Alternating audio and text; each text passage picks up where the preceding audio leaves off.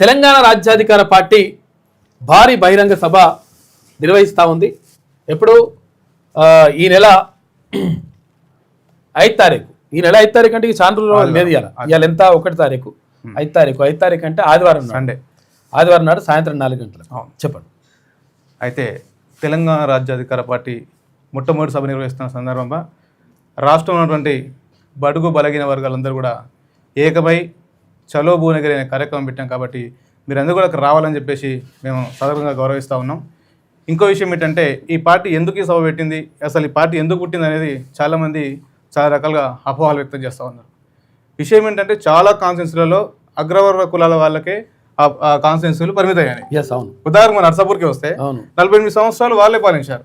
ఒకటే సామాజిక వర్గం, ఒక మా సమాజం వచ్చేసి 2 టైమ్స్ మాత్రమే. ఇది అన్యాయం కదా. మీ సమాజం ముదిరాజు కాబట్టి రెడ్డిలకే పోతుంది. కాస్త ఈసారి ఖచ్చితంగా తెలంగాణ రాజకీయ పరిధిలో మేము ఖచ్చితంగా అక్కడ జెండా ఎగిరేస్తామని చెప్పి మేము ధీమా వ్యక్తం చేస్తాం. మెజారిటీ పబ్లిక్ ఉన్నారు అంతే కదా. ముదిరాజులు, కుమ్మరి గౌడుగోళ్ళు, వడ్రంగి యాదవులు వాళ్ళకి అవకాశం కావాలి కదా. అన్ని సామాజిక వర్గాల్లో మాదిగ సామాజిక వర్గం అత్యధికంగా జనాభా ఉంటే రెండు అంటే ఇప్పుడు బీసీలకు సంబంధించి వచ్చినప్పుడు ముదిరాజులు అత్యధిక జనాభా పరిస్థితి. అసలు అక్కడ 80,000 ఓట్లు ఉన్నాయి. 2 lakhs టోటల్ ఓట్లు అయితే 80,000 ఓట్లు ముదిరాజులే ఉన్నాయి. మన టికెట్ ఇయ్యారు. కానీ ఇక టికెట్ల విషయం కాదు, గుర్తించాల్సిన ప్రజలు మాత్రమే. మాకు పార్టీలు టికెట్ ఇయ్యాయి, మీరు గుర్తిస్తే ఖచ్చితంగా మన వర్గాల వాళ్ళు ఎమ్మెల్యే అవుతారు, ఎంపీలు అవుతారు, సీఎం అవుతారు. కాబట్టి నేను తెలంగాణ రాజ్యాధికార పార్టీ తెలియజేస్తా ఉన్నా, మీరు ఖచ్చితంగా మీరు తెలంగాణ రాజ్యాధికార పార్టీకి సపోర్ట్ చేయండి, మనకు అండగా ఉండండి. ఈ పార్టీలు మనవి కావని చెప్పేసి నేను కడాకంటే చెప్తా ఉన్నా. ఇంకొక విషయం ఏంటంటే, ఉదాహరణ నా జీవితంలో జరిగిన సంఘటన. మనం వెళ్తూ ఉంటాం. చిన్నగా ఉన్నా నేను ఒక ఇంటికి వెళ్ళినా, ఒక రెడ్డి వాళ్ళ ఇంటికి వెళ్ళినా. అరే ఎవరు బిడ్డను అని అడిగినాను. అంటే నేను పలానా నరసింహ కొడుకును, ఒక పలానా కొడుకును అని చెప్పేసి చెప్పిన. అరే నువ్వు అలా చిన్నగా ఉన్నట్టు అప్పుడు చాలా పెద్దగాను, మీ తాత మీ నాన్న వాళ్ళు మా దగ్గరనే పని చేసుకుని బతికిరా అని చెప్తారు. మా దగ్గర జీతం ఉంటుండే, మా దగ్గరనే పని చేస్తుండే.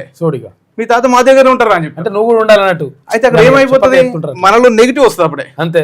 అరే మా తాతలే మీ దగ్గర జీతం లెక్కున్నారు, మీ దగ్గర పని చేసుకుని బతికారు, ఇంకా నా అవసరం ఏమొచ్చింది, నేను కూడా ఖచ్చితంగా ఇదే పని చేసుకుంటా అనే ఆలోచన మనకి ఆటోమేటిక్గా నెగిటివ్ వచ్చేస్తుంది.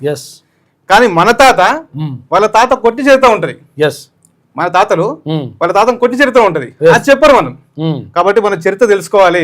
ఒకవేళ మన తాత వాళ్ళు ఎవరో ఒకరు ఉంటారు, ఖచ్చితంగా మునగాళ్ళు ఉంటారు, ఖచ్చితంగా ఉంటారు. మన తాత వాళ్ళ తాత కొట్టినప్పుడు ఆ విషయం మనకు తెలిసినప్పుడు ఏమైందంటే మనలో రక్తం ఏమవుతుంది, వీరుడు మన రక్తం ఏమవుతుంది, పౌరుషానికి వస్తుంది. అరే నువ్వేంతరా భయ్, అవునా కదా, మా తాతని మీ తాతను కొట్టిండు, ఇక నువ్వెంత నాకు అనే ఒక పాజిటివ్ మనకు వస్తుంది. కాబట్టి మన పాజిటివ్ తెలుసుకోవాలంటే మన చరిత్ర తెలుసుకోవాలి. ఏదేమైనప్పటికీ ఎవరి కింద మనం బానిసలం కాము. మనకు బాబాసాహెబ్ అంబేద్కర్ మనకు అవకాశాలు ఇచ్చిండు, ఒక స్వేచ్ఛ ఇచ్చిండు, ఫ్రీడమ్ ఫైటర్. మనం కొట్లాడే మనం. కాబట్టి ఎక్కడ కూడా మనం డిసప్పాయింట్ కాకూడదు. ఖచ్చితంగా మన చరిత్ర తెలుసుకొని మనం ముందుకెళ్తే బాగుంటుందని చెప్పేసి నేను తెలియజేస్తా ఉన్నా. అందుకే రేపు జరిగే 5 తారీఖు జరిగే భారీ బహిరంగ సభకు వేలాదిగా తెలరావాలని చెప్పేసి మేము కోరుతా ఉన్నాం. మీ అందరూ కూడా నేను ఇదే ఆహ్వానం పలుకుతా ఉన్నా. భువనగిరిలో జరిగేటువంటి సభకు రావాలి అంతే. ఎందుకంటే ఒకటి ఉంటుంది అటు ఏమంటాడంటే, మా తాత అల్లిండు మీ అయ్య రాసిండు, అంతే. మా తాత అల్లిండు మీ అయ్య రాసిండు, రాసినోడు రాజయ్య కూర్చుండు, అల్లినోడు అంటారు. అసలు అల్లినోడు కదా ఇంపార్టెంట్, అంతే కదా. జస్ట్ చదువు వస్తుంది కాబట్టి వాడు రాసిపెట్టినోడే రాజయ్య కూర్చున్నాడు. కాబట్టి మన చరిత్రను మనం రాసుకోవాలి, మన చరిత్రను మనం నిర్మించుకోవాలి, మన గత చరిత్రను తెలుసుకోవాలి. తెలుసుకున్నప్పుడు మనకు పాజిటివ్ వస్తుంది. మళ్ళీ అదే చెప్తుంటారు ప్రతిసారి, చరిత్ర తెలుసుకోండి. అందుముతుకుంటా ఉంటారు. వాస్తవం ఇదే.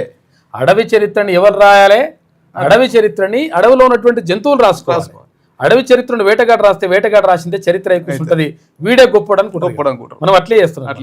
ఇప్పుడు కుమ్మరు ఉన్నారు, వాళ్ళ ఒక మట్టిని ముద్దగా చేసి ఒక కుండ తయారు చేస్తారు, అద్భుతమైన ఆకారం. అవును, అంతకంటే గొప్ప ఇంకెవరున్నారు చెప్పండి. మనిషి జీవితంలో 4 స్టేజ్లు ఉంటాయి. ఆ 4 స్టేజ్లలో కుమ్మరి అనేటువంటిది ఉపయోగపడతాయి. కుమ్మరి వాళ్ళు మొట్టమొదటిగా మాయముంత, పుట్టిన కాడ మాయముంత, అంతే. ఆ తర్వాత పెళ్లి అయితే ఐరన్లు పడతారు. అంత్యక్రియల వరకు కూడా పట్టాల్సిందే. మరి అంత కళాకారులు ఎందుకు ఎమ్మెల్యేలు కాకూడదు? అవునా కదా సార్, ఎందుకు ఎమ్మెల్యే కాకూడదు? అందుకోసం ఈ రాజ్యాధికార పార్టీ పుట్టింది. మీరందరూ కూడా మల్లన్నకు అండగా ఉండాలి. మేము సైతం మల్లన్నతో నడుస్తున్నాము. ఖచ్చితంగా మీరు రావాలని చెప్పేసి మేము కోరుతా ఉన్నాం. సబ్బండ కులాలన్నీ కూడా రావాలి, ఎందుకంటే వాళ్ళందరికీ ప్రత్యేక విషయం ఏంటంటే ఒక్కొక్కరిని ఆహ్వానించడానికి, ఎందుకంటే ఇప్పుడు లక్షలాది మందిని ఆహ్వానిస్తున్నారు కాబట్టి ఒక్కొక్కరిని చెప్పడానికి కూడా కొంత టైం సరిపోకపోవచ్చు.